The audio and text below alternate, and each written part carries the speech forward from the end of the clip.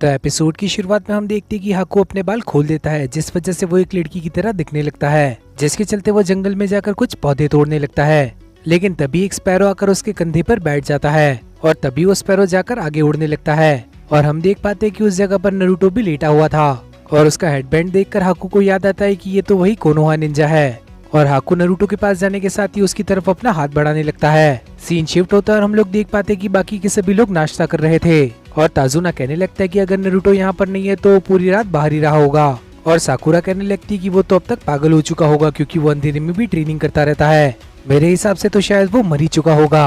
और तभी ताजुना की बेटी कहने लगती है कि एक बच्चे को जंगल में रात नहीं बितानी चाहिए और काकाशी कहने लगता है कि वो एक निंजा है तो वो अपना ध्यान रख सकता है और तभी सास्के भी कहने लगता है कि नारुतो एक नंबर का बेवकूफ है। साकुरा ने सही कहा, वो शायद कहीं पर मरा पड़ा होगा और इतना कहने पर सास्के वहाँ से उठ जाता है और बाहर जाते हुए कहने लगता है कि मैं जरा सा टहलने जा रहा हूँ और साकुरा उससे कहने लगती है कि हम लोगों ने तो अभी खाना शुरू किया है। लेकिन सास्के की खाली प्लेट देखकर उसका मुंह ही उतर जाता है और अगले सीन के अंदर हम लोग देखते हैं कि हाकू नारुतो का गला दबाने वाला था, लेकिन वो ऐसा ना करते हुए नारुतो को जगाने लगता है। वो नारुतो से कहने लगता है तुम्हें उठ जाना चाहिए वरना तुम्हें ठंड लग जाएगी और नारुतो उठकर कहने लगता है कि आखिर आप कौन हो और यहाँ पर क्या कर रही हो और हाकू बताने लगता है कि मैं यहाँ पर जड़ी बूटियाँ इकट्ठा कर रहा हूँ और नारुतो पूछने लगता है कि क्या आप रोज ही यहाँ पर इस तरह से जल्दी काम शुरू कर देती हो और हाकू कहने लगता है कि हाँ, लेकिन मुझे मालूम नहीं था कि यहाँ पर कोई सोया हुआ होगा और नारुतो उसे बताने लगता है कि मैं यहाँ पर ट्रेनिंग कर रहा था और हाकू कहने लगता है कि क्या तुम सचमुच में एक निंजा हो या फिर ये हेडबैंड तुमने सिर्फ फैशन के लिए पहना है और नारुतो कहने लगता है कि सिर्फ बेहतरीन निंजा ही इस तरह के हेडबैंड को पहन सकता है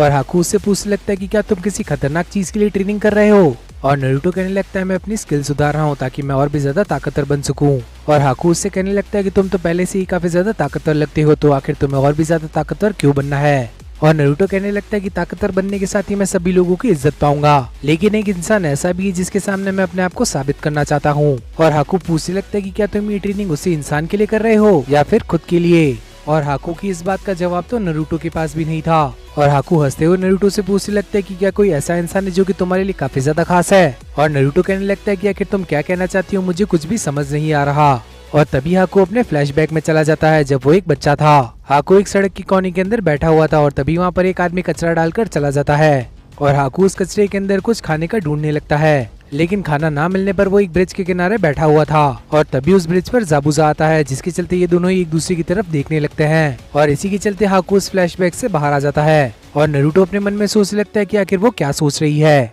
और हाकू नारुतो से कहने लगता है कि अगर कोई खास शख्स हो जिसे आप बचाना चाहते हो तो आप अपने आप ही ताकतवर बन जाते हो, जिसके चलते नारुतो भी गहरी सोच के अंदर डूब जाता है और नारुतो हाकू से कहने लगता है कि मैं समझ गया कि तुम क्या कह रही हो और इतने में हाकू वहाँ से जाने लगता है और जाते हुए हाकू नारुतो से कहने लगता है कि मैं एक लड़का हूँ और ये बात सुनने के साथ ही नारुतो को दिमाग खराब हो जाता है। नारुतो कहने लगता है ये तो साकुरा से भी ज्यादा सुंदर है और तभी वहाँ पर सास्के आ जाता है और हाकू के पास से गुजरते हुए उसे कुछ महसूस होता है और तभी नारुतो कहने लगता है कि मैंने अपनी जिंदगी में काफी अजीब अजीब सी चीजें देखी है लेकिन आज तो हद ही हो गई और तभी सास्के नारुतो के सर पर मारते हुए कहने लगता है कि तुम ब्रेकफास्ट के बारे में भी भूल गए आज और नारुतो सास्के की इस बात पर भी हंसने लगता है जिस वजह से सास्के भी चेहरा बनाने लगता है और कुछ देर बाद काकाशी और साकुरा भी वहाँ पर पहुँच जाते हैं जो कि इन दोनों को ढूंढने लगते हैं और तभी एक कोना इन दोनों की तरफ आती है और ये देखते हैं कि नारुतो काफी ज्यादा ऊपर चढ़ चुका था और साकुरा भी कहने लगती है कि कमाल है, ये तो अब इतना ऊपर चढ़ सकता है और तभी पेड़ पर नारुतो का बैलेंस बिगड़ने लगता है और ये देखने के साथ ही काकाशी और साकुरा घबराने लगते हैं, लेकिन नारुतो पेड़ पर उल्टा लटक जाता है और नारुतो इन दोनों से कहने लगता है कि मैं तो सिर्फ मजाक कर रहा था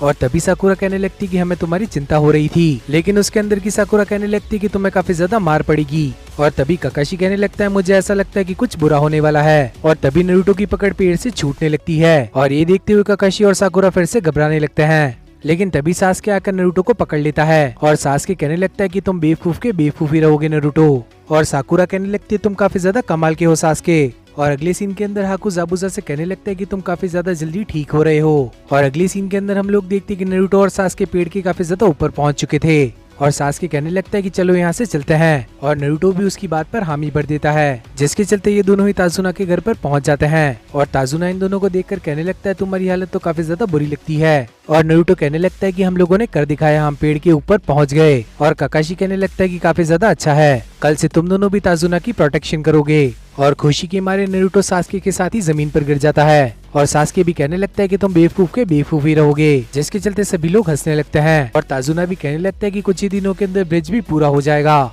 लेकिन मैं तुम लोगों से एक बात पूछना चाहता हूँ, आखिर तुम लोग मेरी मदद क्यों कर रहे हो, भले ही मैं तुम्हें यहाँ पर झूठ बोल कर लाया हूँ। और काकाशी कहने लगता है कि जो न्याय के रास्ते पर नहीं चलते वो कायर होते हैं, और कायर लोग कभी भी जी नहीं सकते। जिसके चलते ताजुना काकाशी की तरफ देखने लगता है और काकाशी कहता है कि ये शब्द फर्स्ट होकागे के हैं। और तभी इनारी रोते हुए कहने लगता है कि इस सबसे कुछ नहीं होने वाला, तुम कितनी भी ट्रेनिंग कर लो तुम लोग घाटों को नहीं हरा सकते। उसके पास एक पूरी गैंग है, तो इस तरह से काम नहीं चलेगा। कमजोर हमेशा हारता है और ताकतवर हमेशा जीतता है। और नारुतो कहने लगता है कि मेरे मामले में ऐसा कुछ भी नहीं होने वाला। और इनारी चिल्लाते हुए कहने लगता है कि तुम्हें तो हमारे दिल के बारे में कुछ भी नहीं पता, तुम तो हर समय ही हंसते खेलते रहते हो, आखिर तुम्हें क्या मालूम दर्द क्या होता है। और नारुतो से कहने लगता है कि तो ठीक है, तुम ऐसे ही रोते रहो कायर कहीं के। और तभी नारुतो वहाँ से उठकर चला जाता है और इनारी और भी ज्यादा बुरी तरह से रोने लगता है। और अगले सीन के अंदर इनारी अकेला बैठा था और काकाशी उसके पास आने के साथ ही कहने लगता है कि नारुतो तुमसे नफरत नहीं करता, वो बिना पेरेंट्स के बड़ा हुआ था, यहाँ तक कि उसे उन लोगों के बारे में कुछ मालूम भी नहीं है। हमारे विलेज के अंदर उसका कोई दोस्त भी नहीं है,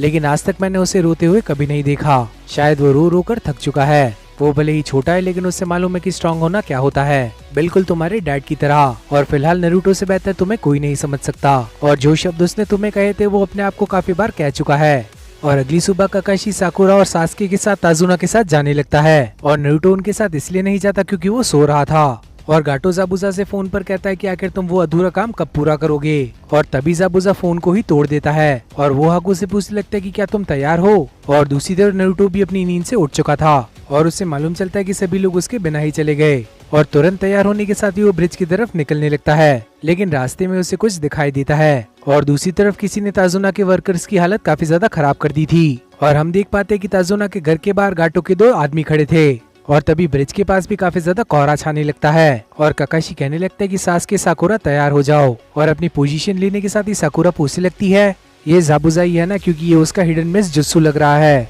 और तभी जाबुजा कहने लगता है कि मुझे माफ करना काकाशी, मैंने तुम्हें काफी ज्यादा इंतजार करवाया, क्या तुम आज भी उन बच्चों को अपने साथ लेकर आए हो। कमाल की बात है, क्योंकि वो लड़का तो काफी ज्यादा कांप रहा है। और तभी जाबुजा की काफी सारी क्लोन्स इन लोगों पर अटैक कर देते हैं। और सासके कहने लगता है कि मैं तो एक्साइटमेंट के मारे कांप रहा था। और काकाशी के कहने पर सासके जाबुजा के सभी क्लोन्स को खत्म कर देता है। और तभी असली जाबुजा और हाकू उन लोगों के सामने आ जाते हैं। और जाबुजा कहने लगता है कि ये बच्चा तो काफी ज्यादा बड़ा हो रहा है, लगता है हाकू तुम्हें तुम्हारा राइवल मिल गया है। और हाकू भी कहने लगता है मुझे भी ऐसा ही लगता है। और इसी चीज के चलते ये एपिसोड भी यहीं पर खत्म हो जाता है। तो आखिर आप लोगों को ये एपिसोड कैसा लगा ये कमेंट सेक्शन के अंदर बताना मत भूलना। साथ ही इस वीडियो को लाइक करने के साथ ही चैनल को भी सब्सक्राइब कर लेना। और आखिर में नोटिफिकेशन बेल को ऑन करना मत भूलना, ताकि फ्यूचर में आने वाली वीडियोस की नोटिफिकेशन आप लोगों से मिस ना हो। तो अब मिलते हैं इसी टाइप की और किसी अमेजिंग वीडियो के अंदर, तब तक के लिए बाय एवरीवन।